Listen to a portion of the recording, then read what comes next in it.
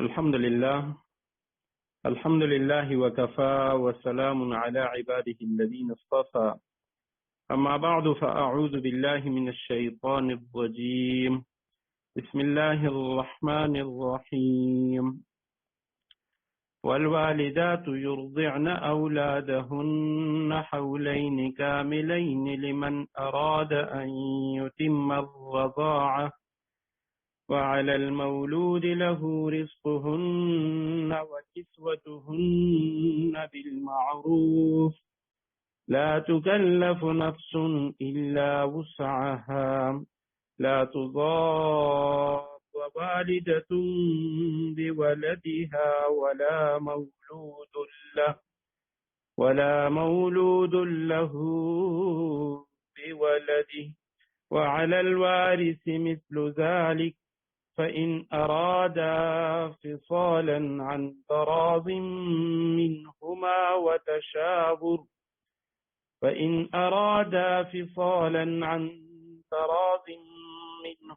وتشاور فلا جناح عليهما وإن أردتم أن تسترضعوا أولادكم فلا جناح عليكم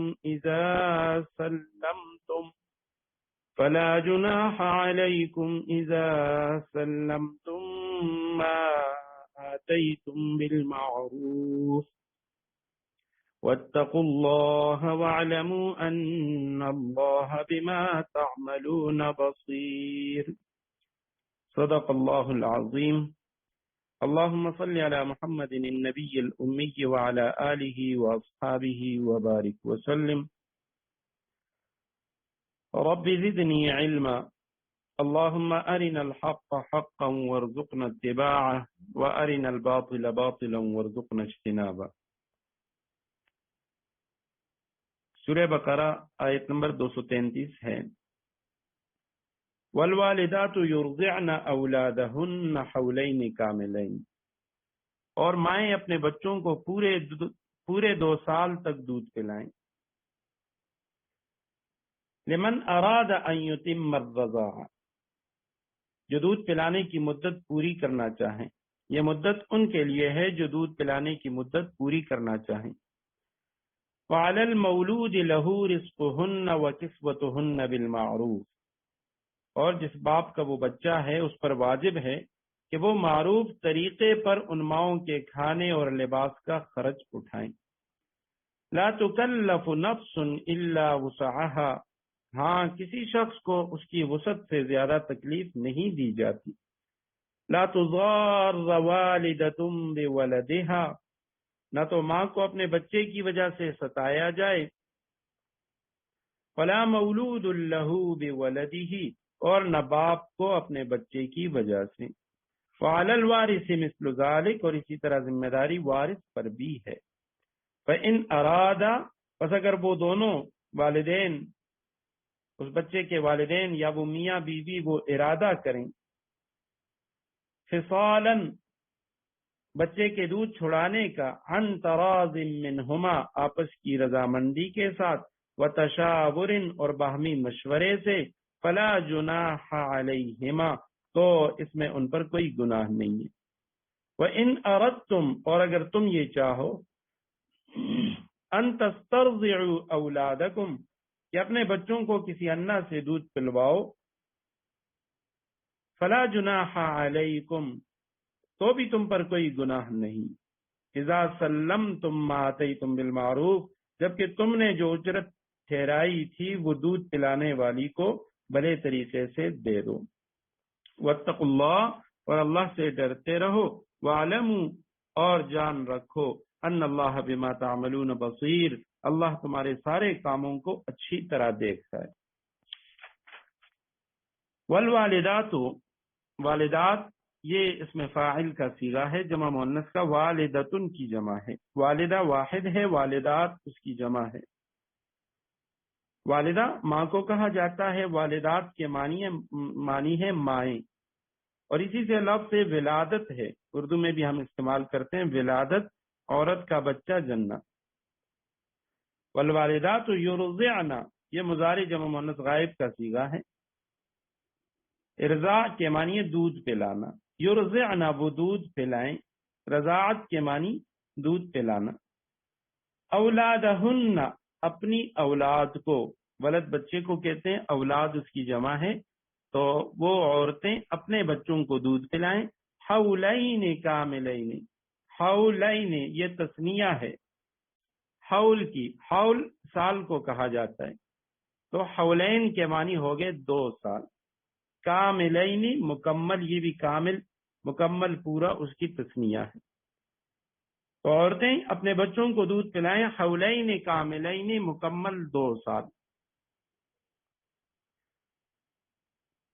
لمن ارادہ یہ ان کے لیے ہے، ارادہ جو ارادہ کریں، جو چاہیں، ان یتم الرضاع، ان یتمہ کہ وہ پورا کریں، الرضاعت رضاعت کی مدت کو، یہ 2 سال رضاعت کی پوری مدت ہے، تو جو میاں بیوی وہ رضاعت کی مدت مکمل کرنا چاہیں تو انہیں چاہیے وہ 2 سال تک وہ عورتیں اپنے بچوں کو دودھ پلائیں۔ وعلی المولود لہ، المولود یہ اس میں مفعول کا صیغہ ہے، ولادت سے جنا ہوا، یعنی جس کے لیے وہ جنا گیا ہے، تو علی المولود لہ اس کا معنی ہوا باپ کے ذمے ہے، یہاں پہ مولود لہ یعنی جس کے لیے وہ بچہ پیدا کیا گیا، یعنی باپ، رزقہن ان عورتوں کا رزق، ان بچوں کے باپ پر ان عورتوں کا جو بچوں کو دودھ پلا رہی ہیں ان کا رزق بھی ہے، وَكِسْوَتُهُنَّ اور ان کا جو لباس ہے وہ بھی ہے، کسوہ واحد ہے اور کسا اس کی جمع ہے، لباس پہنانا، تو ان عورتوں کی خوراک اور ان کا لباس وہ ان بچوں کے جو والدین ہیں ان کے ذمہ ہیں، بالمعروف دستور کے مطابق، عرف کے مطابق، لا تکلف یہ مضارع منفی کا صیغہ مجہول کا، واحد مؤنث غائب کا، تکلیف دینا، ایسی تکلیف نہیں دی جاتی، مکلف نہیں کیا جاتا، نفس کسی بھی نفس کو، الا مگر وسعہا اس کی طاقت کے بقدر، اس کی جو وسعت ہے اس کے بقدر اس پر وہ تکلیف ڈالی جاتی ہے اور اس پر وہ مشقت ڈالی جاتی ہے۔ لا تضار، تضار کے معنی ہے، یہ بھی فعل نہیں معروف ہے، رنج پہنچانا، تنگ کرنا، ضرر پہنچانا، ضرر نہ پہنچائی جائے، والدتن اس بچے کی والدہ کو، بے ولدہا اس بچے کی وجہ سے، بچے کی وجہ سے اس کی ماں کو ضرر نہ پہنچائی جائے، ولا مولود لہ اور نہ جس کے لیے وہ بچہ پیدا کیا گیا یعنی باپ، اس کو بھی ضرر نہ پہنچایا جائے، بے ولدی اس بچے کی وجہ سے، وعلی الوارث اور اس کے وارث پر، اس بچے کے وارث پر، مثل ذالک اسی طرح، یعنی رزق ہے اور خوراک ہے اور ان عورتوں کا لباس ہے اگر باپ موجود نہ ہو۔ فَإِنْ أَرَادَ پس اگر وہ دونوں ارادہ کریں، تثنیہ کا صیغہ ہے، ارادہ ماضی واحد کا صیغہ، ارادہ وہ دونوں ارادہ کریں، میاں بیوی اس بچے کے والدین وہ ارادہ کریں، فصالاً چھڑانے کا، فصال دودھ چھڑانے کو کہا جاتا ہے، بچے کا دودھ چھڑانا اگر وہ اس کا ارادہ کریں، عن تراض منہما آپس کی رضامندی کے ساتھ، باہمی رضامندی کے ساتھ، آپس کی خوشی کے ساتھ وہ بچے کا دودھ چھڑانا چاہیں، وتشاور اور آپس کے مشورے کے ساتھ، فلا جناح علیہما یعنی 2 سال سے پہلے اگر وہ دودھ چھڑانا چاہیں تو تب بھی ان پر کوئی گناہ نہیں، وَإِنْ أَرَدْتُمْ اور اگر تم ارادہ کرو، ان تسترضعوا یہ کہ تم دودھ پلواؤ، تسترضعوا یہ مضارع منصوب جمع مذکر حاضر کا ہے، استرضاء سے، استرضاء کے معنی ہے اگر تم چاہو اپنی اولاد کے لیے کوئی دایا تلاش کرو، کسی اور سے دودھ پلانا چاہتے ہو، اولادکم اپنے بچوں کو، فلا جناح علیکم تب بھی کوئی گناہ نہیں تم پر، جناح کا لفظ کئی بار گزر چکا ہے، اصل میں جناح کے معنی ہے مائل ہونا، اصلی اس کے معنی ہے مائل ہونا، اور چونکہ گناہ میں بھی بندہ اصل راہ سے دوسرے راستے، غلط راستے کی طرف مائل ہو جاتے، اس لیے جناح کے جو عام معنی ہے وہ گناہ کیے جاتے ہیں، تم پر کوئی گناہ نہیں، اذا جب سلمتم تم حوالہ کر دو، دے دو، ما وہ چیز آتیتم بالمعروف جب تم حوالے کر دو وہ چیز آتیتم بالمعروف جو تم نے دی ہے دستور کے مطابق، جو پہلے سے تم نے طے کی ہے دستور کے مطابق، عرف کے مطابق وہ چیز تم دے دو، واتقوا اللہ اللہ سے ڈرو، وعلموا جان رکھو، ان اللہ بما تعملون بصیر، اللہ سبحانہ و تعالی تمہارے سارے کاموں کو اچھی طرح دیکھ رہا ہے۔ آیت کریمہ کے اندر رضاعت کا تذکرہ ہے، یعنی بچے کو دودھ پلانے کا ذکر۔ اب چونکہ اوپر طلاق کا تذکرہ تھا اور اس کے ساتھ اس کا ربط یہ ہے کہ عام طور پہ ماں جو ہے وہ بچے کو دودھ پلاتی ہے، لیکن اصل اختلاف اس وقت آتا ہے جب خدا نخواستہ کوئی شخص اپنی گھر والی کو طلاق دے دے اور اس کے پاس، اس عورت کے پاس دودھ پیتا بچہ بھی ہو، تو تب ان کے درمیان پھر اختلافات پیدا ہو جاتی ہیں۔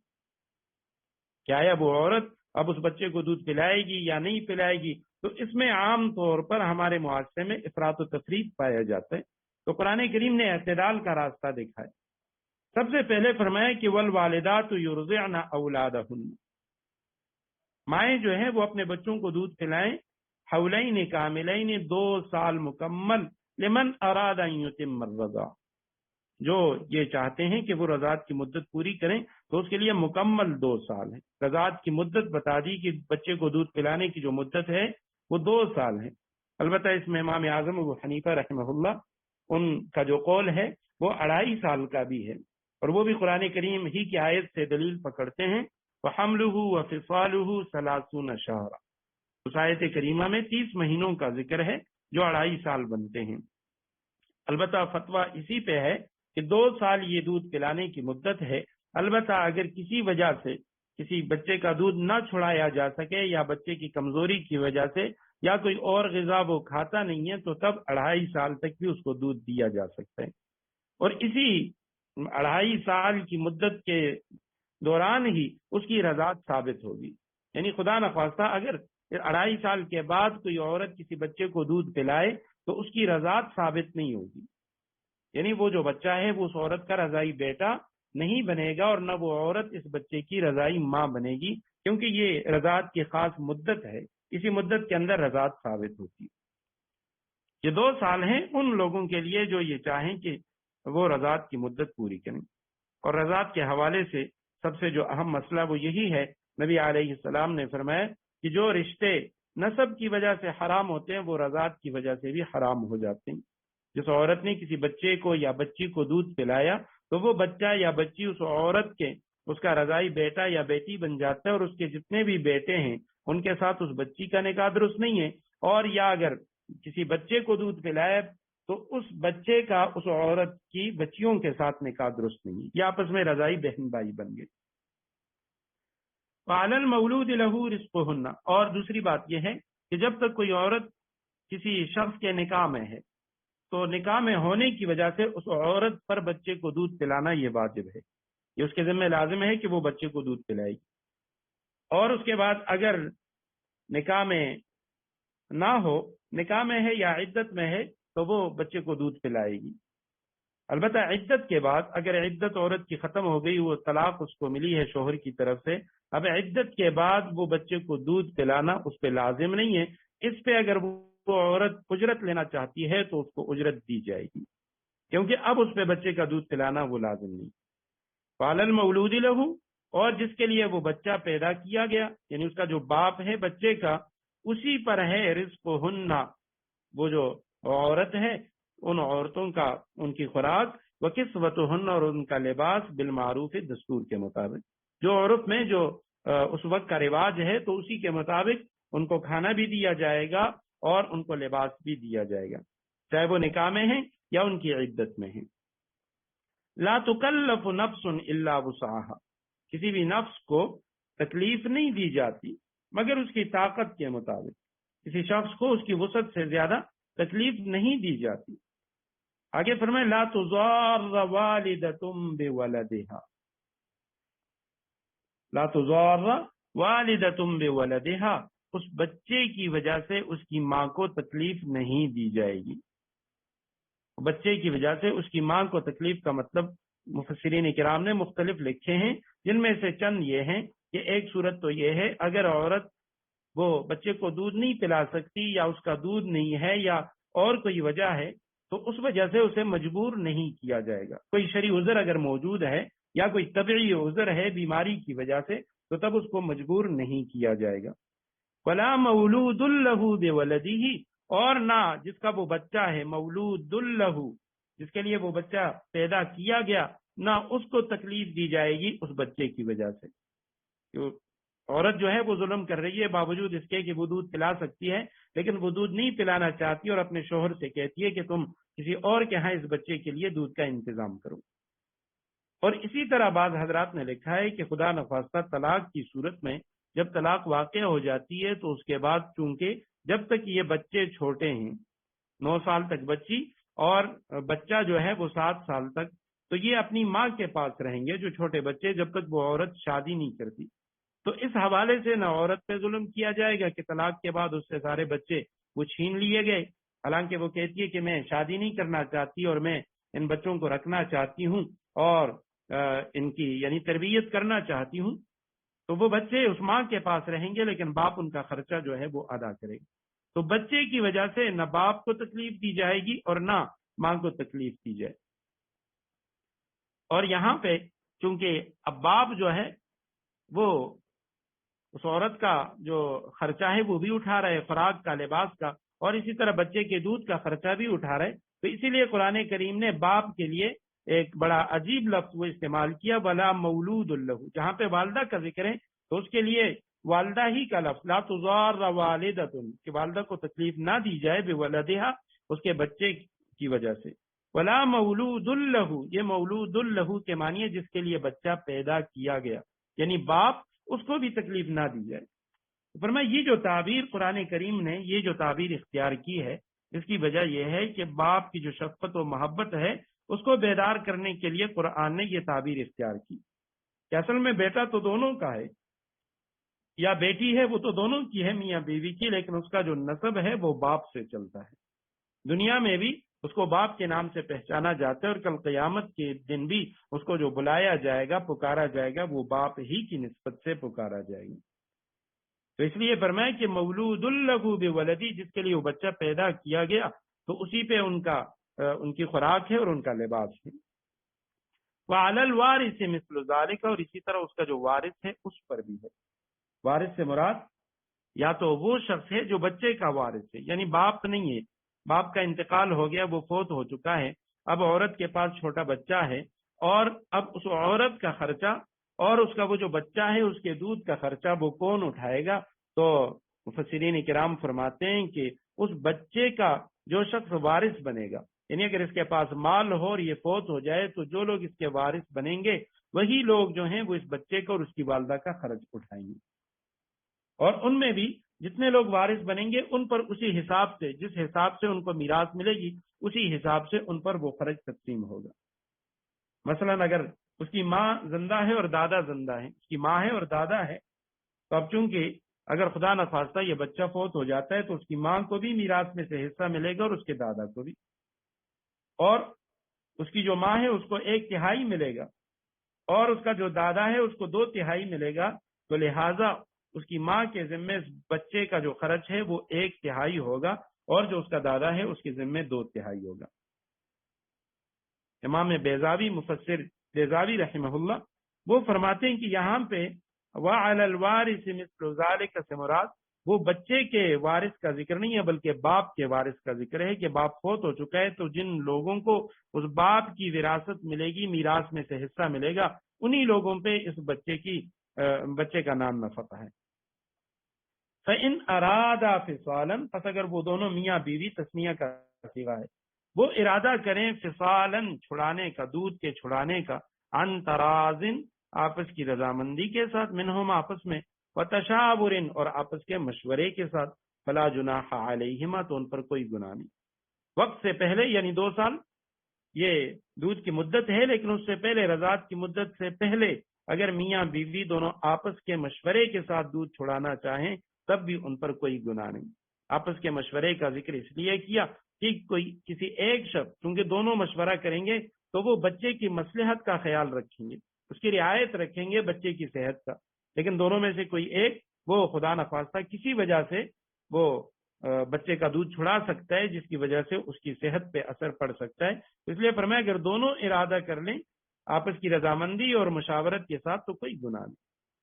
وَإِنْ أَرَدْتُمْ اور اگر تم ارادہ کرو، یہ قرآن کریم کا عجیب انداز ہے کبھی غائب کے صیغوں سے بیان ہوتا ہے، کبھی مخاطب کے صیغوں سے، اوپر میاں بیوی کا تذکرہ اگر وہ ارادہ کریں. اب یہاں پہ ہے وہ ان اردتم، اور اگر تم لوگ ارادہ کرو، ان تسترضعوا، کہ تم اپنے اولاد کو دودھ پلاؤ. یہ جو سین تھا یہ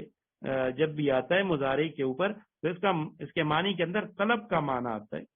کہ تم کسی اور سے دودھ پلواؤ. اولادکم، اپنے بچوں کو، فلا جناح علیکم، تو اس میں بھی تم پر کوئی گناہ نہیں.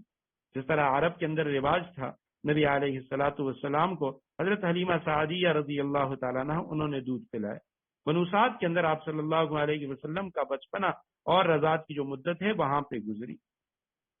تو فلا جناح علیکم، اس میں تم پر کوئی گناہ نہیں. اذا سلمتم، جب تم حوالے کر دو، دے دو، ما آتیتم بالمعروف، وہ چیز جو تم نے آپس میں طے کی ہے. تم نے جو اجرت ٹھہرائی ہے وہ دودھ پلانے والی کو بھلے طریقے سے دے دو. واتقوا اللہ واعلموا، اللہ سے ڈرتے رہو اور جان رکھو اللہ سبحانہ و تعالی ان اللہ بما تعملون بصیر، تمہارے سارے کاموں کو اچھی طرح دیکھ رہا ہے. والذین یتوفون منکم ویذرون ازواجا یتربصن بانفسہن اربعۃ اشہر وعشرا، اور تم میں سے جو لوگ وفات پا جائیں، یتوفون منکم ویذرون، اور وہ چھوڑ کر جائیں، ازواجن بیویاں، یتربصن، وہ اپنے آپ کو انتظار میں رکھیں، روکے رکھیں اپنے آپ کو، بانفسہن، اپنے آپ کو، اربعۃ اشہر، 4 مہینے، وعشرا، اور 10 دن. 4 مہینے اور 10 دن وہ اپنے آپ کو انتظار میں رکھیں گی. فَإِذَا بَلَغْنَ أَجَلَهُنَّ، پھر جب وہ اپنی عدت کی میعاد کو پہنچ جائیں، ان کی وہ جو مدت تھی وہ مکمل ہو گئی، فَلَا جُنَاحَ عَلَيْكُمْ، بس کوئی گناہ نہیں تم پر، فِيمَا فَعَلْنَا، اس بارے میں آپ لوگوں پر کوئی گناہ نہیں کہ وہ اپنے بارے میں جو بھی کاروائی کریں، یعنی کوئی دوسرا نکاح وہ کریں، فی انفسہن، اپنے بارے میں جو بھی کاروائی کریں، بالمعروف، قاعدے کے مطابق، دستور کے مطابق، اس وقت کا ان کا جو رواج ہے اس کے مطابق. واللہ بما تعملون خبیر، جو کچھ تم کرتے ہو اللہ اس سے پوری طرح باخبر ہے. یتوفون، پہلے بھی لفظ گزر چکا ہے، مضارع مجہول کا صیغہ ہے، جمع مذکر غائب. یتوفون وہ معروف کا، اور یتوفون مجہول. تو وفا، واو فا یا، یہ اس کا مادہ ہے، اس کے معنی الوافی کے معنی مکمل اور پوری چیز. تو یتوفون کے معنی یعنی ان کی روحیں مکمل طور پر قبضے میں لی جاتی ہیں، یعنی جو لوگ مر جاتے ہیں. منکم، تم میں سے، ویذرون، اور وہ چھوڑ دیں. یذرون کے معنی چھوڑ جائیں، وہ چھوڑ دیں. سورہ جمعہ کے اندر ہے فسعوا الی ذکر اللہ وذروا البیع، اللہ کے ذکر کی طرف دوڑو اور بے کو، بے شراء تجارت کو چھوڑ دو. 49 مرتبہ یہ لفظ قرآن کریم کے اندر آیا ہے، اس کا جو مادہ ہے. وَيَذَرُونَ، اور وہ چھوڑ کر جائیں، ازواجن، بیویاں، یتربصن، تو وہ عورتیں، ان کی بیویاں، وہ اپنے آپ کو روکے رکھیں، بِأَنفُسِهِنَّ، اپنے آپ کو، 4 اشہر، مہینے، وعشرہ، اور 10 دن. 4 مہینے اور 10 دن وہ انتظار میں رکھیں گی اپنے آپ کو. فَإِذَا بَلَغْنَا، پھر جب وہ اپنی عدت کی میعاد کو پہنچ جائے، جب وہ پہنچ جائیں، اجلہن، اپنی مدت کو، اپنی اس میعاد کو، یعنی ان کی جو عدت ہے وہ ختم ہو جائے، فلا جناح، کوئی گناہ نہیں، علیکم، تم پر، فیما، اس بات میں، فعلنا، جو وہ کریں، جمع مؤنث غائب کا صیغہ ہے، فی انفسہن، اپنے بارے میں، بالمعروف، قاعدے کے مطابق، قاعدے کے مطابق وہ اپنے بارے میں جو بھی کریں تو تم پر اس میں کوئی گناہ نہیں. واللہ بما تعملون خبیر، اللہ سبحانہ و تعالی جو کچھ تم کرتے ہو اس سے پوری طرح باخبر ہے. سب سے پہلا جو مسئلہ ہے آیت کریمہ کے اندر وہ عدت وفات کا ذکر ہے. اس سے پہلے طلاق کی جو عدت ہے وہ ہم پڑھ چکے ہیں. اب یہاں پہ اگر کسی عورت کا شوہر فوت ہو جائے تو اس کی جو عدت ہے اس کا تذکرہ ہے کہ 4 مہینے 10 دن ہے، اور یہ اس عورت کے لیے ہے کہ جو عورت حاملہ نہیں ہے. اگر وہ امید سے ہے، وہ حاملہ ہے، تو تب اس کی جو عدت ہے وہ سورہ طلاق کی آیت نمبر 4 میں اس کا ذکر ہے، اور اس میں فرمایا کہ وہ اولات الاحمال اجلہن ان یضعن حملہن، جو حاملہ عورتیں ہیں تو ان کی جو میعاد ہے، ان کی جو عدت ہے وہ وضع حمل ہے، یعنی حمل کا گر جانا، بچے کی ولادت، یہ ان کی حمل ہے۔ اور نبی علیہ السلام کے دور میں ایک عورت کا اسی طرح واقعہ پیش آیا، ان کے شوہر کا انتقال ہو گیا اور وہ امید سے تھی، تو اس کے بعد جب ان کے بچے کی ولادت ہوئی تقریباً 21 دن بعد، شوہر کے وفات کے 21 دن بعد، تو جب آپ صلی اللہ علیہ وسلم کے پاس ہے، یا رسول اللہ یہ میرے ہاں بچے کی ولادت ہو گئی، تو آیا میری عدت ختم ہو گئی یا نہیں؟ تو آپ صلی اللہ علیہ وسلم نے فرمایا تیری عدت ختم ہو گئی۔ تو اس آیت کریمہ کے اندر وہ عورتیں کہ جو حاملہ نہیں ہیں اور شوہر کا انتقال ہو گیا، تو ان کے لیے حکم ہے کہ وہ اپنے آپ کو 4 مہینے 10 دن اپنے آپ کو وہ روکے رکھیں گی۔ اب عدت کے جو احکام ہیں، مختصراً ایک دو باتیں اس حوالے سے عرض کرتا ہوں کہ جس عورت کا شوہر فوت ہو جائے تو اب یہ جو مدت 4 مہینے 10 دن وہ گزارے گی، اس کو عدت وفات کہا جاتا ہے۔ عدت وفات میں اس کے لیے خوشبو لگانا اور زیب و زینت کرنا، سرما تیل لگانا، مہندی لگانا، رنگین کپڑے پہننا وغیرہ یہ درست نہیں ہے، اور نہ ہی سری اس سے یعنی نکاح کی جو گفتگو ہے وہ درست ہے۔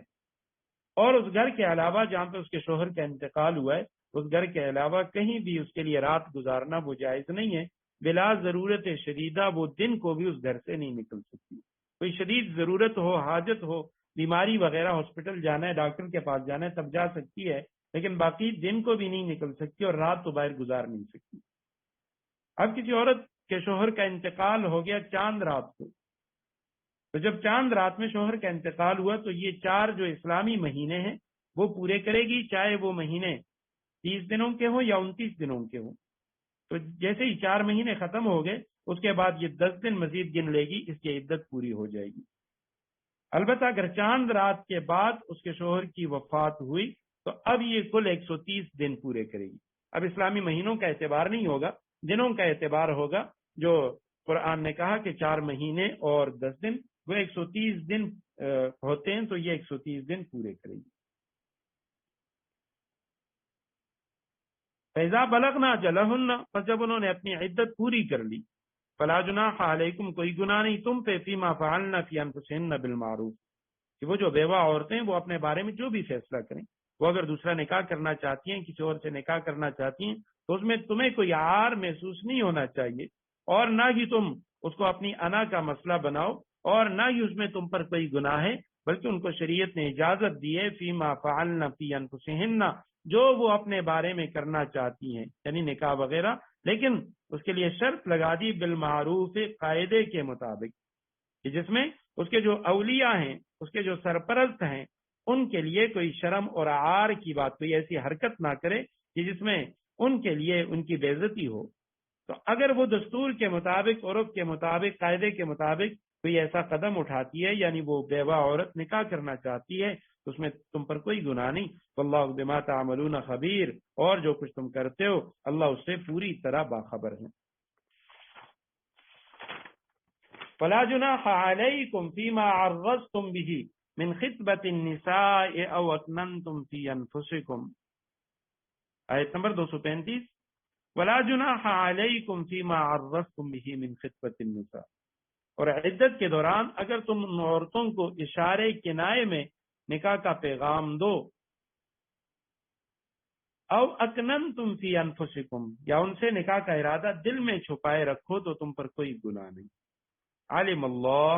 اللہ جانتا ہے، انکم ستذکرونہن، کہ تم ان سے نکاح کا خیال تو دل میں لاؤ گے،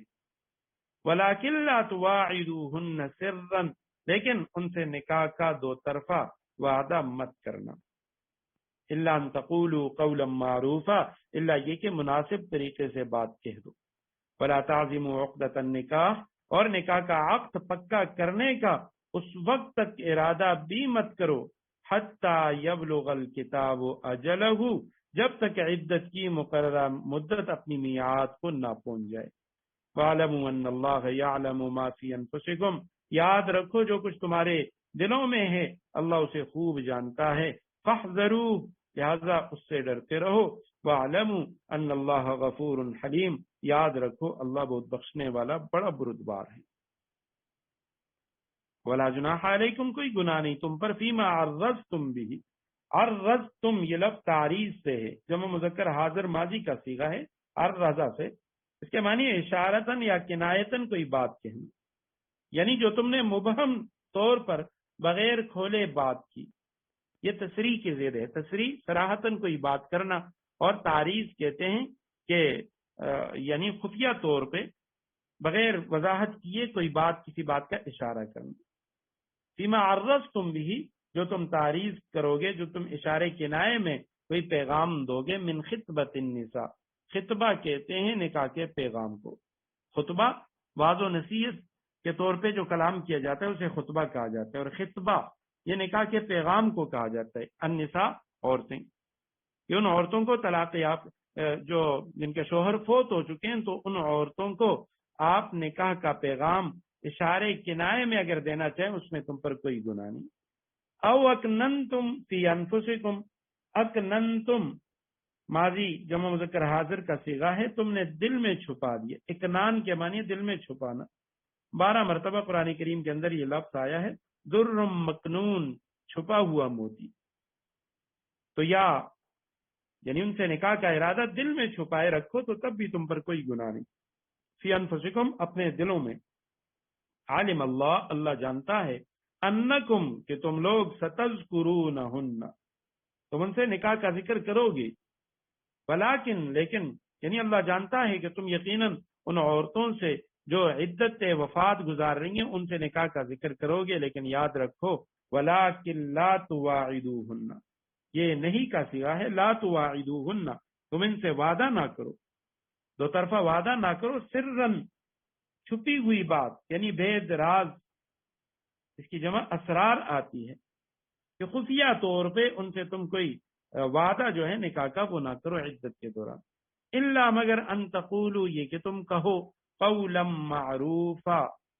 कोई ऐसी बात जो मुनासिब तरीके से कोई बात हो, वो बात तुम कहो। और याद रखो वला ताज़िमू, और तुम पुख्ता इरादा ना करो, आज़म ना करो।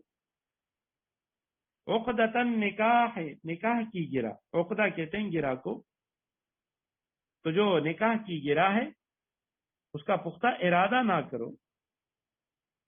यानी निकाह का आकद पक्का करने का इरादा ना करो। हत्ता, यहाँ तक, यबलुगल किताबो, ये पहुंच जाए वो मुद्दत, अजलहू, अपनी मियाद तक, वो जो मुकर्ररा मुद्दत है इद्दत की वो पहुंच जाए। अल किताब के मानी वैसे लिखा हुआ, तो यहाँ मुराद चूंकि इद्दत उन पे लाजिम है इद्दत गुजारना, तो इसलिए उसे किताब से ताबीर किया गया कि जो चीज उन पर लाजिम है वो अपनी मियाद तक जब तक ना पहुंचे तो तुम निकाह का पुख्ता इरादा ना करो। याद रखो अल्लाह जानता है जो कुछ तुम्हारे दिलों में है। फहज़रू, बस उसी से डरते रहो। और याद रखो अन्नल्लाह गफूरुन हलीम, अल्लाह बहुत बख्शने वाला बड़ा बुरुदबार। आयत करीमा के अंदर इद्दत वफात के दौरान खितबा निकाह यानी निकाह के पैगाम का तज़किरा है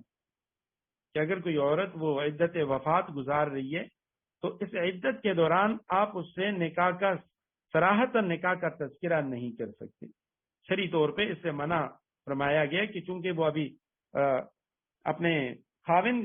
के ऊपर जो सोग है वो सोग मना रही है खाविन के इंतकाल पर, तो लिहाजा तुम उससे अलानियतन निकाह का तज़किरा ना करो कि मैं तुमसे निकाह करना चाहता हूं, बल्कि कोई गुनाह नहीं थी मार्रज़्तुम बि मिन खितबतिन निसा, अगर तुम इशारतन किनायतन निकाह का पैगाम दो तो उसमें तुम पर कोई गुनाह नहीं। इशारतन किनायतन का मतलब यह है यानी कोई ऐसी बात कहे कि जिससे उस औरत तक ये पैगाम पहुंच जाए कि ये निकाह करना चाहता है लेकिन निकाह का तज़किरा ना करे। मसलन इस तरह के अल्फाज कहे कि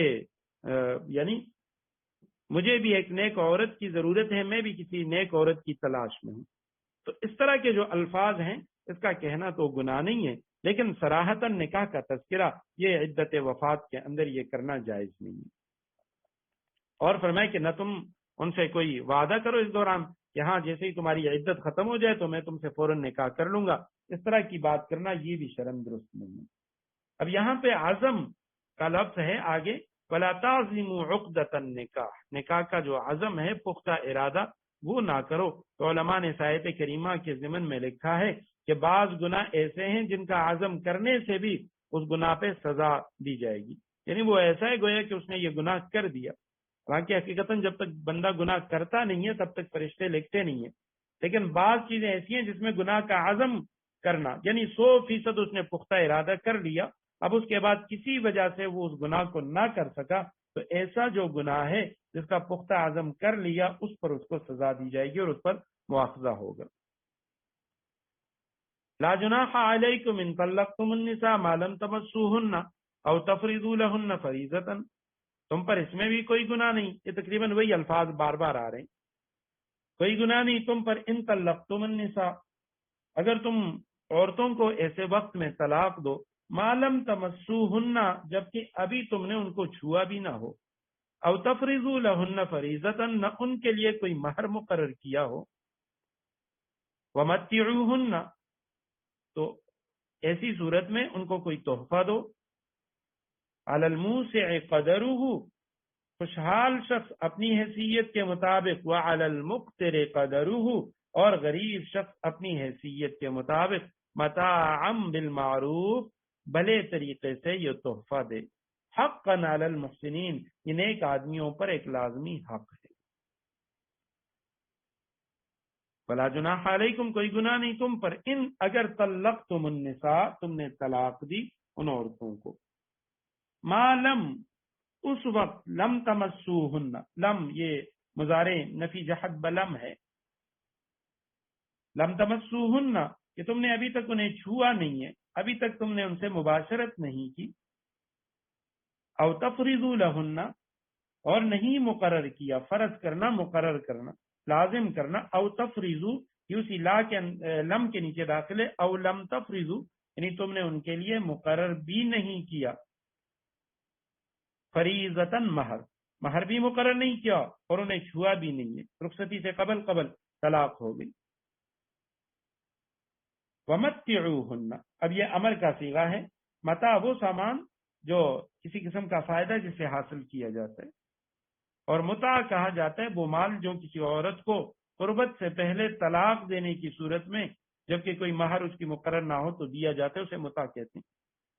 متعوہن ان عورتوں کو متاع دو، علی الموسع قدرہ موسع کے معنی ہے مالدار وسعت والا،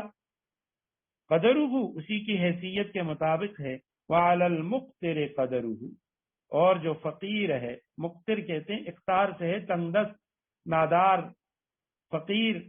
اس پر قدرہ اس کی وسعت اس کی گنجائش کے مطابق ہے، متاعن یہ ایک فائدہ ہے، بالمعروف یعنی بلے طریقے سے دستور کے مطابق، حقا یہ لازم ہے، علی المحسنین نیک آدمیوں پر یہ ایک لازمی حق ہے۔ تو یہاں سے چونکہ پہلے عدت کا تذکرہ ہو گیا تو اب یہاں سے عدت کے دوران جب خدا نخواستہ کوئی شخص طلاق دے دے تو طلاق کے بعد اب عورت اس کی 4 صورتیں تقریباً بن سکتی ہیں طلاق کی دینے کی، صحبت اور مہر کے حوالے سے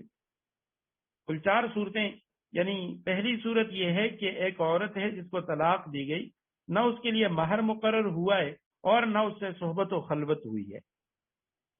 اور دوسری صورت یہ ہے کہ مہر تو مقرر ہوا ہے لیکن صحبت و خلوت نہ ہوئی ہو۔ کل کے درس میں نے ذکر کیا تھا کہ نکاح جو ہے وہ 2 چیزوں کا نام ہے،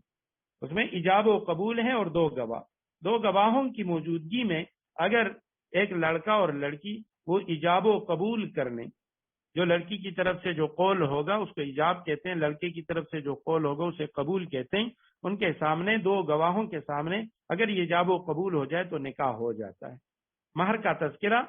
وہ ضروری نہیں ہوتا، مہر کا رکھنا تو ضروری ہے، لیکن اگر نکاح کی اس مجلس میں مہر کا تذکرہ انہوں نے نہ کیا تب بھی نکاح درست ہے، بعد میں وہ مہر رکھ سکتے ہیں۔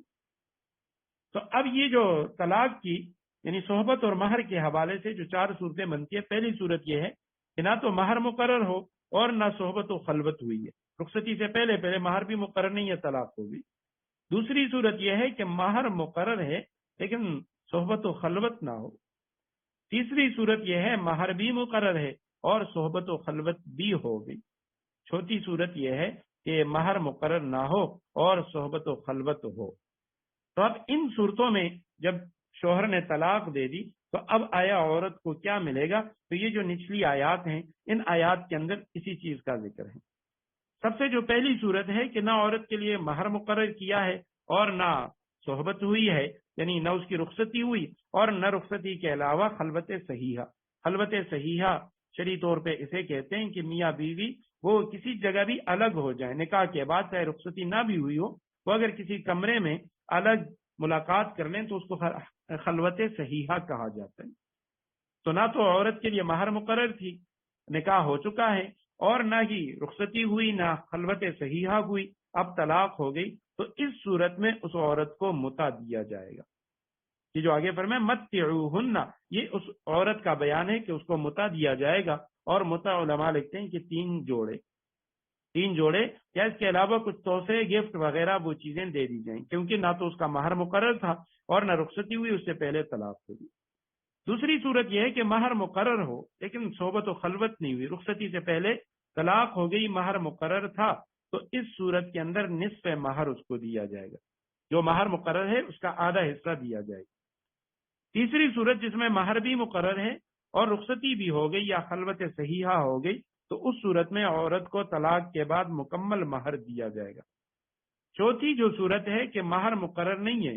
اور رخصتی ہو گئی، تو اس صورت میں عورت کو چونکہ مہر مقرر نہیں ہے اور رخصتی کے بعد طلاق ہو گئی، تو اس میں مہر مثل ملے گا۔ مہر مثل یہ ہے کہ اس عورت کی جو قوم، اس میں جس چیز کا رواج ہے، ان کی جو عورتیں ہیں اس کے قوم کی، یعنی اس کی بہنیں یا اس کی خالائیں، تو ان کو جتنا مہر دیا گیا ہے اسی کے برابر اس عورت کو بھی مہر دیا جائے گا، اس کو مہر مثل کہا جاتا ہے۔ تو اب آیت کریمہ کی طرف آئیں۔ لا جناح علیکم، کوئی گناہ نہیں تم پر، ان طلقتم النساء، اگر تم عورتوں کو طلاق دو، ما لم تمسوہن، کہ ابھی تک تم نے انہیں چھوا بھی نہیں ہے، رخصتی نہیں ہوئی، او تفریضوا لہن فریضۃ، اور نہ ہی تم نے ان کے لیے جو مہر ہے وہ مقرر کیا ہے، تم نے ان کے لیے مہر بھی مقرر نہیں کیا اور ان کو چھوا بھی نہیں ہے، رخصتی بھی نہیں ہوئی، خلوت صحیحہ بھی نہیں ہوئی، ومتعوہن، ایسی صورت میں ان کو کوئی تحفہ دو، جو گفٹ ہے وہ دو، یہ پہلی والی صورت ہے۔ اب یہ گفٹ تحفہ کیسے دیا جائے گا، کتنا دیا جائے، تو فرمایا علی الموسع قدرہ، خوشحال شخص اپنی حیثیت کے مطابق، وعلی المقتر قدرہ، اور غریب آدمی وہ اپنی حیثیت کے مطابق دے، متاعا بالمعروف، بھلے طریقے سے یہ تحفہ دے، حقا علی المحسنین، یہ نیک آدمیوں پر ایک لازمی حق ہے کہ طلاق کے بعد بھی شریعت کہتی ہے کہ اس کو متع دیا جائے گا، اور یہ جو متع ہے یہ امام ابو حنیفہ رحمہ اللہ کے نزدیک یہ واجب ہے، کیونکہ اس کا مہر مقرر نہیں ہے، لہذا یہ متع دینا اس عورت کے لیے یہ واجب اور لازم ہے۔ جیسے یہ جو متع کا لفظ استعمال کیا جاتا ہے، اس کی تین قسمیں ہیں۔ ایک جو ہے اس کو متع حج کہا جاتا ہے، پیچھے ہم پڑھ چکے ہیں، فمن تمتع بالعمرۃ الی الحج، حج تمتع، جس میں عمرے ہی کے ایک ہی سفر کے اندر عمرہ اور حج دونوں کو ادا کیا جاتا ہے، عمرے ادا کرنے کے بعد، حلال ہونے کے بعد پھر اسی سفر میں حج ادا کیا جاتا ہے، تو اس کو متع حج کہا جاتا ہے، حج تمتع کو۔ دوسرا متع طلاق ہے، یہی صورت کہ مہر مقرر نہیں ہے اور رخصتی سے قبل طلاق ہو گئی، تو کچھ کپڑے وغیرہ جو دیے جاتے ہیں، گفٹ وغیرہ دیے جاتے ہیں، اس کو متع طلاق کہا جاتا ہے۔ اور تیسرا متع نکاح ہے، جو شرعاً ممنوع اور حرام ہے، اہل تشریع حضرات وہ اس کو کرتے ہیں، حالانکہ شرعی طور پہ نبی علیہ السلام نے سن 7 ہجری کے اندر اس کو حرام قرار دیا کہ یہ جو نکاح کا متع ہے یہ شرعاً جائز نہیں۔ وَإِن طَلَّقْتُمُوهُنَّ مِن قَبْلِ أَن تَمَسُّوهُنَّ، یہ آگے دوسری صورت ہے کہ اگر تم نے انہیں چھونے سے پہلے ہی طلاق دے دی، طَلَّقْتُمُوهُنَّ، اگر تم نے ان عورتوں کو طلاق دے دی، من قبل، پہلے اس سے، ان تمسوهن، کہ تم انہیں چھونے سے پہلے کی اس حالت میں طلاق دے دی ہو، وقد فرضتم لهن فریضۃ، جبکہ ان کے لیے نکاح کے وقت کوئی مہر مقرر کر لیا تھا، تو فنصف ما فرضتم، تو جتنا مہر تم نے مقرر کیا ہے اس کا آدھا دینا واجب ہے، الا ان یعفون، الا یہ کہ وہ عورتیں رعایت کر دیں، یعنی وہ آدھا مہر کا بھی مطالبہ نہ کریں، وہ آدھا مہر جو ہے وہ بھی معاف کر دیں، او یعفو الذی، یا وہ شوہر معاف کر دے، الذی، وہ شخص، بیدہ عقدۃ النکاح، جس کے ہاتھ میں نکاح کی گرا ہے، وہ رعایت کر دے، یعنی شوہر وہ اس نے شروع میں عورت کو پورا مہر دیا تھا اور وہ کچھ بھی واپس نہ لے، سارا کا سارا مہر چھوڑ دے۔ وَأَن تَعْفُوا أَقْرَبُ لِلتَّقْوَىٰ، اور اگر تم رعایت کرو تو یہ تقوی کے زیادہ قریب ہے۔ وَلَا تَنْسَوُا الْفَضْلَ بَيْنَكُمْ، اور آپس میں فراخ دلی کا برتاؤ کرنا مت بھولو۔ ان اللہ بما تعملون بصیر، جو عمل بھی تم کرتے ہو اللہ یقیناً اسے دیکھ رہا ہے۔ وَإِن طَلَّقْتُمُوهُنَّ، اگر تم طلاق دو، جمع مذکر حاضر کا صیغہ ہے، ان عورتوں کو تم طلاق دو، من قبل پہلے اس سے، ان تمسوهن کہ تم انہیں چھونے سے پہلے، یعنی رخصتی سے قبل تم انہیں طلاق دے دو، لیکن یہ وہ والی حالت ہے کہ وقد فرضتم لہن، اور تم نے ان کے لیے مقرر کر دیا، فرض کر دیا، فریضتاً مہر تم نے مقرر کیا ہے، اور اس کے بعد رخصتی سے پہلے تم نے طلاق دے دی، تو اس صورت میں فنصف ما فرضتم، عورت کو آدھا مہر ملے گا، فنصف نصف ملے گا ما فرضتم جو تم نے مقرر کیا ہے، الا سوائے اس کے، الا یہ کہ ان یعفونا، یہ مضارع جمع مؤنث غائب کا سیا ہے، عفون سے، معاف کرنے سے، کہ وہ عورتیں معاف کر دیں، الا ان یعفونا یہ کہ وہ عورتیں معاف کر دیں، وہ آدھا جو ان کا حصہ بنتا ہے کہ ابھی تک عورت نے لیا نہیں ہے اور وہ چھوڑ دے کہ میں یہ آدھا جو مہر ہے یہ بھی لینا نہیں چاہتی، او یعفو یا معاف کر دے مہر، الذی وہ شخص بیدی جس کے ہاتھ میں عقدۃ النکاح، نکاح کا گرہ ہے، عقدہ کہتے ہیں نکاح گرہ کو،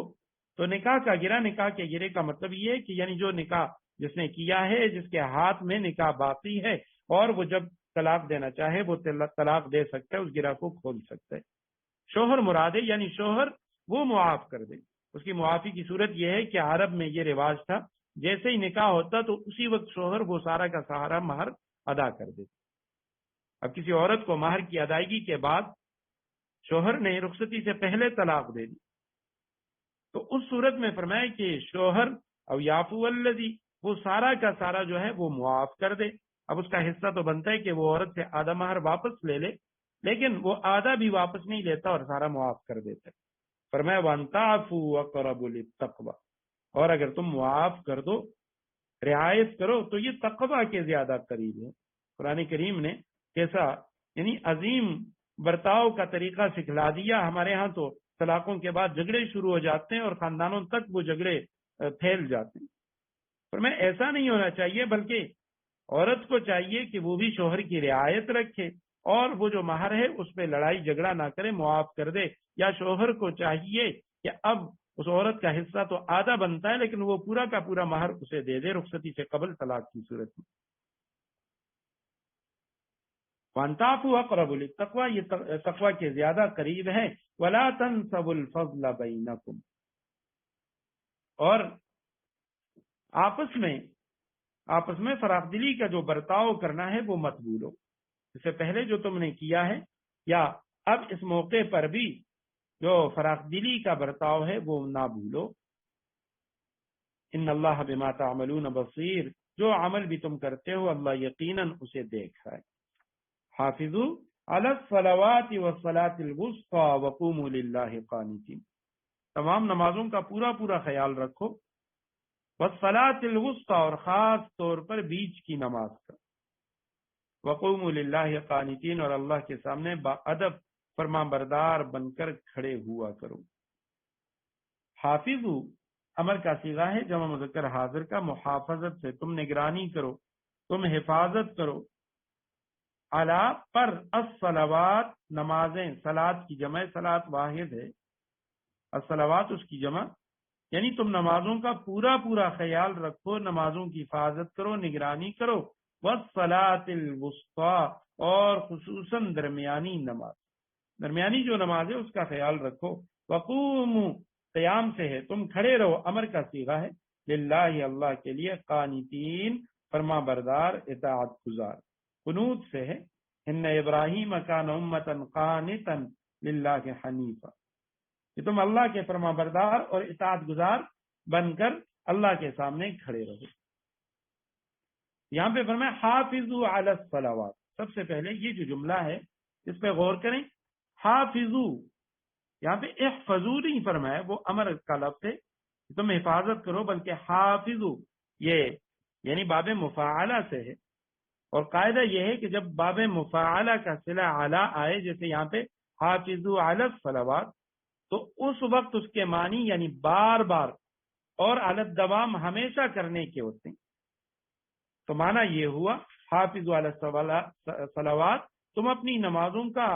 بار بار پورا خیال رکھو. جب بھی نماز ادا کرو تو اس وقت اپنی نمازوں کا پورا پورا خیال رکھو.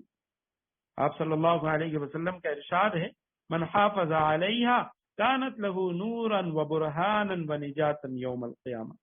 جو ان نمازوں کا خیال رکھے گا تو یہ ان کے لیے قیامت کے دن نور بھی ہوگا اور دلیل بھی ہوگی اور نجات کا ذریعہ بھی ہوگا. اور جو نمازوں کی حفاظت نگرانی نہیں کرے گا، لم تکن لہ نورا و برہانا و نجات، نہ ان کے لیے قیامت کے دن کوئی نور ہوگا، نہ ان کے پاس کوئی دلیل ہوگی، نہ نجات کا کوئی ذریعہ ہوگا. اور قیامت کے دن یہ لوگ قارون، فرعون، حامان اور ابی بن خلف کے ساتھ ہوں. علماء نے لکھا کہ محافظت صلاۃ یعنی نماز کی جو حفاظت، اس کے 3 درجے ہیں. پہلا درجہ تو یہ ہے کہ نماز وقت پر پڑھی جائے اور فرائض و واجبات وہ ترک نہ کیے جائیں. یہ نماز کا پہلا درجہ ہے جو ضروری ہے. جو درمیانہ درجہ ہے وہ یہ ہے کہ جسم ہر طرح کی طہارت ظاہری سے آراستہ ہو، ظاہری جو طہارت ہے وہ مکمل حاصل ہو، اور طبیعت و عقل حلال کی خوگر ہو، حرام کھانے والا نہ ہو، دل میں خشوع اور خضوع ہو، سنن اور مستحبات کی پوری رعایت ہو. یہ دوسرا درجہ ہے. اور اعلیٰ جو درجہ ہے، تیسرا درجہ، وہ یہ ہے کہ نماز گویا حق تعالی کی مواجہت میں ہو رہی ہے، اور اس قدر حضور قلب، اور یعنی اسی قدر وہ حضور قلب اور استغراق سے نماز پڑھے کہ وہ اللہ سبحانہ و تعالیٰ کے سامنے کھڑا ہے. حافظوا علی الصلوات، نمازوں کا پورا پورا خیال رکھو. والصلاۃ الوسطی، اور خاص طور پر بیچ کی نماز. اب یہ بیچ کی نماز سے کیا مراد ہے؟ تو اس میں بہت سارے اقوال ہیں کہ اس صلاۃ وسطی سے کون سی نماز مراد ہے. تو بعض حضرات نے تو لکھا ہے کہ تمام نمازیں مراد ہیں، کیونکہ اگر آپ فجر کی نماز کو لیں تو وہ عشاء اور ظہر کے درمیان ہے، ظہر وہ فجر اور عصر کے درمیان ہے، عصر وہ ظہر اور مغرب کے درمیان ہے، مغرب کی نماز جو ہے وہ عصر اور عشاء کے درمیان ہے، اور عشاء کی نماز وہ مغرب اور فجر کے درمیان. تمام نمازیں مراد ہیں. جبکہ بعض حضرات نے حضرت عمر رضی اللہ تعالیٰ عنہ، عبداللہ ابن عمر رضی اللہ تعالیٰ عنہ، اور حضرت ابن عباس، اسی طرح امام مالک رحمہ اللہ، امام شافعی رحمہ اللہ، ان حضرات کا قول ہے، وہ فرماتے ہیں اس سے فجر کی نماز مراد ہے. صبح کی جو نماز ہے صلاۃ وسطی، وہ نماز مراد ہے. حضرت زید ابن ثابت، ابو سعید خدری اور اسامہ ابن زید رضوان اللہ تعالی علیہ مجمعین، ان کا یہ قول ہے کہ ظہر کی نماز مراد ہے. اور حضرت علی رضی اللہ تعالیٰ عنہ، عبداللہ ابن مسعود رضی اللہ تعالیٰ عنہ، ابو ایوب انصاری، حضرت ابو ہریرہ، حضرت ام المومنین حضرت عائشہ صدیقہ رضوان اللہ تعالی علیہ مجمعین، اور اس کے علاوہ دیگر کئی حضرات وہ فرماتے ہیں اس سے عصر کی نماز مراد ہے. اور بعض حضرت قبیصہ ابن زویب رضی اللہ تعالیٰ عنہ وہ فرماتے ہیں مغرب کی نماز مراد ہے. اور وجہ یہ بتاتے ہیں کہ یہ جو نماز ہے مغرب کی، یہ 4 اور 2 جو فرض والی نماز ہیں ان کے درمیان میں، یعنی یہ 3 رکعت نماز ہے، اور فجر کی نماز وہ 2 رکعت والی ہے، عشاء وہ 4 رکعت والی ہے، ظہر اثر 4 رکعت والی ہے. تو یہ ان 4 اور 2 کے درمیانی نماز ہے. اور بعض جو حضرات متاخرین ہیں تو انہوں نے عشاء کا بھی لکھا ہے کہ اس سے عشاء کی جو نماز ہے وہ مراد ہے، اور اس کی وجہ وہ یہ لکھتے ہیں کہ عشاء اس لیے کہ یہ مغرب اور فجر کے درمیان ہے جن میں قصر جائز نہیں ہے. سفر کے اندر نہ فجر کی نماز میں آپ قصر کر سکتے ہیں، نہ مغرب کی نماز میں، تو اس لیے کہتے ہیں کہ یہ عشاء کی نماز ان دونوں کے درمیان. البتہ جو اکثر حضرات ہیں اور جمہور جو علماء فقہا، زیادہ تر صحابہ کرام وہ فرماتے ہیں اس سے عصر کی نماز مراد ہے. اور اس پہ آپ صلی اللہ علیہ وسلم کا ایک قول بھی ہے. جنگ خندق کے موقع پر جب آپ صلی اللہ علیہ وسلم لڑائی کے دوران آپ صلی اللہ علیہ وسلم کی چند نمازیں قضا ہو گئیں، تو اس دوران آپ صلی اللہ علیہ وسلم نے مشرکین کے لیے بددعا فرمائی، اور فرمایا ملا اللہ بیوتہم وقبورہم نارا کما شغلونا عن الصلاة الوسطی حتی غابت الشمس، کہ اللہ ان کے گھروں کو اور ان کے قبروں کو آگ سے بھر دے جس طرح ان لوگوں نے ہمیں نماز سے روکے رکھا یعنی لڑائی میں مشغول رکھا یہاں تک کہ، اور عصر صلاۃ وسطیٰ سے عصر کی نماز سے یہاں تک کہ سورج غروب ہو گیا۔ بخاری و مسلم دونوں کی روایت ہے۔ اس روایت سے پتہ چلتا ہے کہ آپ صلی اللہ علیہ وسلم نے وسطیٰ کی جو نماز ہے اسے عصر کی نماز لی ہے۔ تو اب یہاں پہ الصلاۃ الوسطیٰ عصر کی نماز کا خاص ذکر کیوں فرمائے کہ تمام نمازوں کی حفاظت کرو، پورا خیال رکھو، اور خاص طور پہ درمیانی نماز؟ تو علماء نے لکھا اس کی وجہ یہ ہے کہ عصر کی نماز یہ ایک ایسا وقت ہے کہ عصر کے وقت اکثر جو لوگ ہیں، چاہے وہ دنیا کے کسی بھی کام، کسی بھی دھندے میں، کسی بھی جگہ پہ ہوں، لیکن عصر کا وقت ایسا ہوتا ہے کہ وہ اپنے کام کو سمیٹنے کی فکر میں ہوتا ہے، جس کی وجہ سے اکثر لوگوں کی نماز، عصر کی جو نماز ہے وہ ان سے آگے پیچھے ہو جاتی ہے۔ دکاندار ہیں تو وہ دکان بند کرنے کی فکر میں کاموں کو سمیٹتا ہے، ختم کرتا ہے کہ مغرب سے پہلے میں نے دکان بند کرنی۔ کوئی ڈیوٹی سے واپس آ رہا ہے تو وہ اپنے گھر تک پہنچنے کی فکر میں، تو اسی طرح بازار میں ہیں تو عصر کی نماز جو ہے یہ اکثر رہ جاتی ہے، ضائع ہو جاتی ہے، تو اس لیے اس کی تاکید فرمائی کہ جو وسطیٰ نماز ہے، بیچ کی نماز، اس کا خاص طور پہ خیال رکھو۔ اور آپ صلی اللہ علیہ وسلم نے فرمایا من فاتت ہو صلاۃ العصر،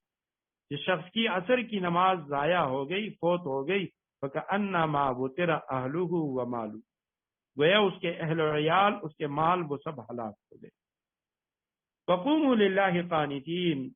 اور اللہ کے سامنے با ادب فرما بردار بن کر کھڑے ہوا کرو۔ فإن خفتم فرجالا، اگر تمہیں دشمن کا خوف لاحق ہو، فرجالا تو کھڑے کھڑے نماز پڑھو، اور رکبانن یا سوار ہونے کی حالت ہی میں نماز پڑھو۔ فإذا امنتم، پھر جب تم امن کی حالت میں آ جاؤ، فاذکروا اللہ، تو اللہ کا ذکر کرو، کما علمکم، اس طریقے سے جس طرح اس نے تمہیں سکھایا ہے، ما لم تکونوا تعلمون، جس سے پہلے تم واقف نہ تھے۔ فإن خفتم، پس اگر تمہیں ڈر ہو، تمہیں خوف لائق ہے دشمن کا، فرجالن تو کھڑے کھڑے نماز پڑھو، اور رکبانن یا سوار ہونے کی حالت میں، رجال کہتے ہیں یعنی کھڑے کھڑے زمین پہ کھڑے، اور رکبان راکب سے ہے سواری پر، یا سوار ہونے کی حالت میں نماز پڑھو یا زمین پر کھڑے کھڑے نماز پڑھو جب خوف کی حالت میں ہو، تم جنگ کی حالت میں ہو۔ لیکن فیضا امن تم، پس جب تم امن کی حالت میں ہو جاؤ، فذکروا اللہ، پس اللہ کو یاد کرو، کما علمکم، یعنی نماز پڑھو اس طریقے سے، کما علمکم ما لم تکونوا تعلمون، جس طرح اللہ سبحانہ و تعالیٰ نے تمہیں نماز سکھائی جسے تم پہلے نہیں جانتے۔ امام اعظم ابو حنیفہ رحمہ اللہ فرماتے ہیں کہ نماز کے اندر چلنا یہ جائز نہیں ہے۔ رجالن کے جو عام معنی ہے وہ یہی ہے کہ چلنا۔ امام شافعی رحمہ اللہ وہ فرماتے ہیں کہ چلتے پھرتے بھی جنگ کی حالت میں نماز پڑھی جا سکتی ہے، جبکہ امام اعظم ابو حنیفہ رحمہ اللہ فرماتے ہیں کہ نماز میں چلنے کی وجہ سے نماز فاسد ہو جاتی ہے، تو لہٰذا رجالن کا مطلب ہے زمین پہ کھڑے کھڑے نماز پڑھیں، اور رکبانن یا سواریوں پہ سوار ہیں تو شروع میں قبلے کی طرف رخ کر کے نماز شروع کریں، اس کے بعد سواری جدھر بھی جائے تو یہ اپنی نماز جو ہے وہ پوری کریں۔ اور جب تم امن کی حالت میں ہو، دشمن کے ساتھ تمہارا سامنا نہ ہو، دشمن سامنے نہ ہو، فذکروا اللہ، پھر اللہ کو یاد کرو، یعنی نماز پڑھو، کما علمکم، جس طرح اللہ سبحانہ و تعالیٰ نے تمہیں سکھائی ہے۔ امن کی حالت میں جس طرح نماز پڑھی جاتی ہے اس طرح نماز پڑھو، ما لم تکونوا تعلمون، جس سے تم پہلے وہ ناواقف تھے، جس سے پہلے تم جانتے نہیں تھے۔ وآخر دعوانا ان الحمد للہ رب العالمین۔